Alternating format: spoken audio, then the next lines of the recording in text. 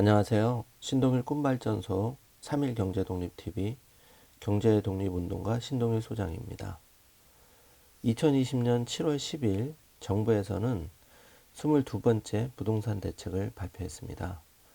종부세 최고 세율이 3.2%에서 6%로 거주 1년 안 된 집을 양도할 경우에 양도세를 70%로 올리는 방안입니다. 구체적으로 강화된 22번째 부동산 대책 발표 내용에 대해서 세부적으로 알아보도록 하겠습니다. 먼저 종합부동산세 최고 세율이 현행 3.2%에서 6%로 대폭 상향되고 보유기간 1년 미만 주택의 양도세율이 40%에서 70%로 오릅니다. 취득세도 대폭 올라서 2주택자의 경우 취득세율이 현행 1에서 3%이던 것이 최고 8%로 오릅니다. 3년 전 정부가 장려했던 임대사업자 제도도 대폭 손을 봐서 단기 임대 4년의 경우 및 아파트 장기 일반 매입 임대 8년 제도는 폐지하기로 했습니다. 정부는 10일 홍남기 경제부총리 주재로 비상경제중앙대책본부 회의를 열고 이런 내용을 담은 주택시장 안정보완 대책을 발표했습니다. 지금까지 정부에서는 21번의 부동산 대책에도 불구하고 부동산 시장이 안정되기는커녕 더 출렁거리자 추가로 내놓은 22번째 대책인데요. 다주택자가 주택을 취득, 보유, 매매할 때 징벌적 세금을 매겨 투기를 억제하겠다는 취지입니다. 하지만 이전 대책과 마찬가지로 오히려 시장에서 물량 잠김 등 부작용을 야기할 수 있다는 우려가 벌써부터 나오는 게 사실입니다. 정부가 10일 발표한 22번째 부동산 대책은 서민 실수요자 부담 경감, 실수요자를 위한 주택 공급 확대, 그리고 다주택자 단기 거래에 대한 부동산 세제 강화, 등록 임대사업제 제도 보완 등 총 4영역으로 구성이 됐습니다. 우선 가장 관심을 모았던 종합부동산세는 1주택이나 기본공제는 건드리지 않고 3주택 이상, 조정대상 지역은 2주택 이상인 경우 세율만 대폭 올리기로 했습니다. 이에 따라서 바뀌는 것은 3주택 이상자의 과표 3억 원 이하, 시가로서는 8억에서 12억 2천만 원의 경우 종부세율이 현행 0.6%에서 1.2%로 오릅니다.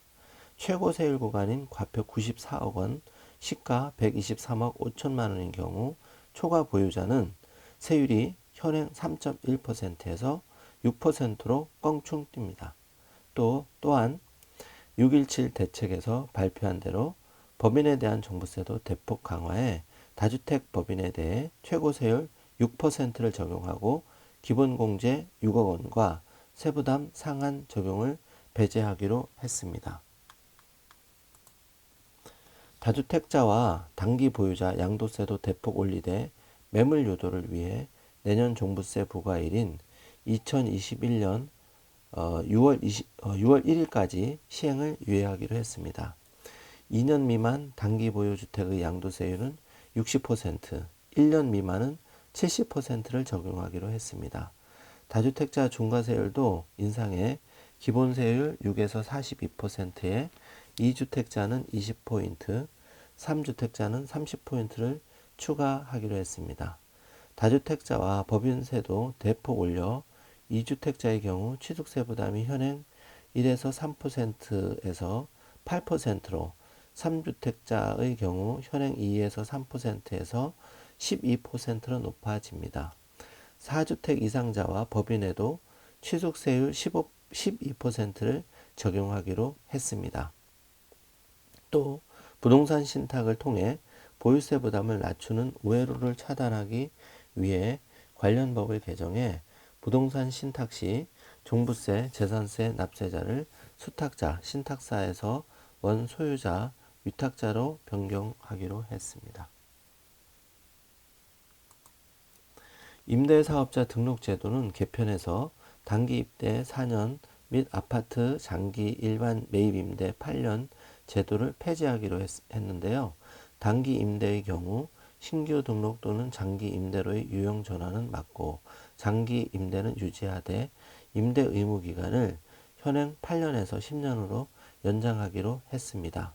하지만 일각에서 거론된 대로 소급 적용은 하지 않고 임대 의무 기간이 경과하는 즉시 자동 등록 말소하는 방식을 택했습니다.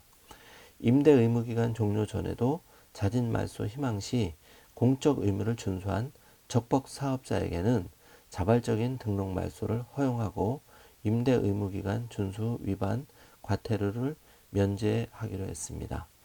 서민 실수요자 부담 경감 대책도 내놨는데요.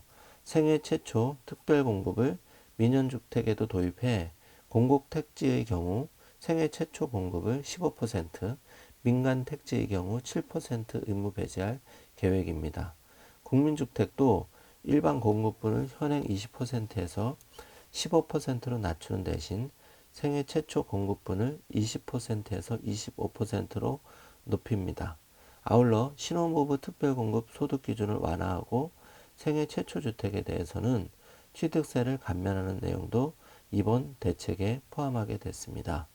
서민 실소유자에게는 규제지역 주택 구매 시 10포인트 높은 LTV, DTI 기준을 적용하기로 했습니다.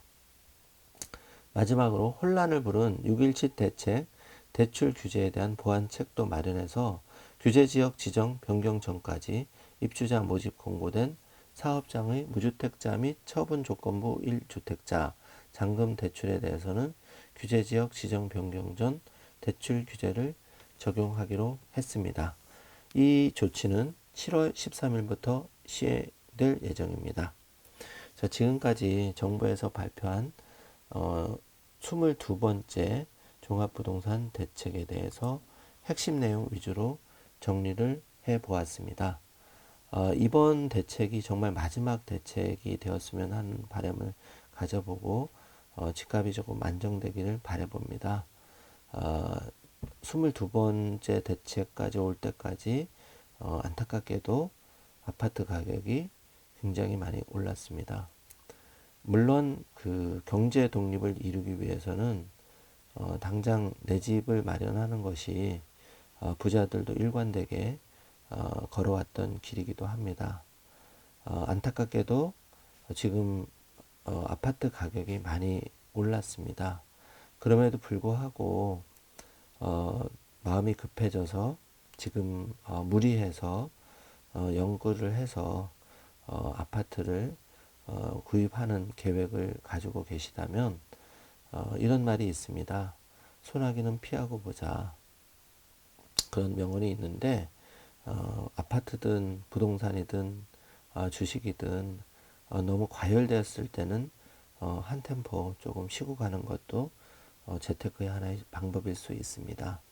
여러분 차분한 마음을 가지고 이번 정부의 22번째 부동산 대책을 대응을 하시되 너무 무리하거나 조급한 마음을 조금 내려놓으시고 내 집 마련에 대해서 현명한 계획을 세우셨으면 합니다. 3일 경제독립 TV에서는 여러분이 경제독립 행복한 부자가 되는 그날까지 매우 중요한 부동산에 대해서 정부의 대책 발표 그리고 거기에 대한 대응책에 대해서 계속 신속하게 팔로우를 할 것을 약속드립니다. 여러분 이제 8월을 향해 가는 7월입니다. 항상 건강 조심하시고 행복한 나날 되시길 바라겠습니다. 지금까지 내용이 도움이 되셨다면 좋아요, 구독, 알람 설정을 부탁드리겠습니다. 여러분이 경제 독립을 이루는 그날까지 3일 경제 독립은 쭉 믿음직한 친구로서 함께 하겠습니다. 감사합니다.